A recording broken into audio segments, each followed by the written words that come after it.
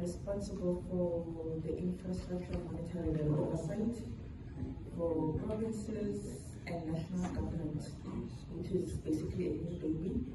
So we are responsible for actually creating a platform of reporting for all the infrastructure projects. So today we're going to take you through the process of the BES and IRM integration, which has been one of the areas that the colleagues have been concerned about, that this duplicate capturing of expenditure, it does create a problem at times, and also when we are dealing with the same project, but you find that we have to capture the expenditure on BES, then we must come and capture again on the IRM, then maybe on the EFMS, maybe, I'm not sure.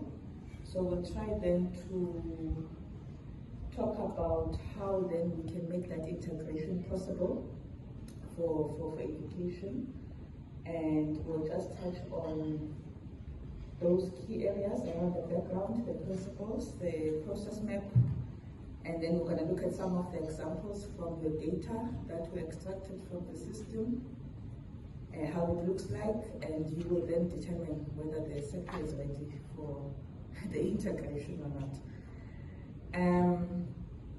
The colleagues are familiar that for the sector in particular, you are probably using key three systems to report your infrastructure, and those systems have different objectives. One of them will be the basic accounting system, which the colleagues are familiar with, and then you have the IRM, which you report on monthly and quarterly, and then you have your EFMS as well. And I think one of the things to note is that from all these systems, you would have picked up that one way or the other, the spending that you would have maybe captured on IRM, sometimes you go to another meeting, you find that there's a different expenditure that is presented that you're not familiar with, etc. So then this process is supposed to help our lives by making sure that we've got one set of expenditure, whichever system that you look at. And then the new version of the IRM, which is IRM version 2, has made this, has enabled us to then start with the integration if we're ready. And we've got a couple of principles that we need to have in place for that to happen. And some of those, they talk to the project and the budget. So let's start with the project. So if the capturing of projects on BES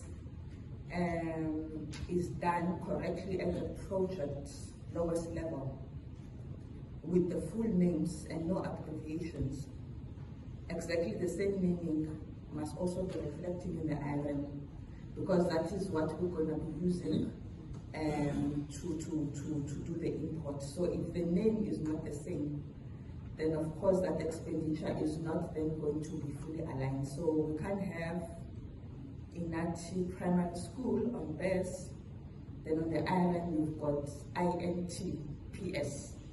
So it's not gonna pull the same if it's not writing the same.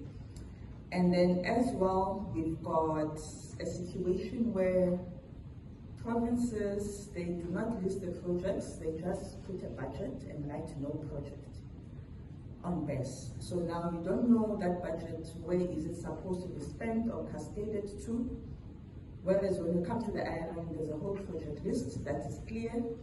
So now how do you match no project from BES with a project that is listed in the IRM? So it's not possible.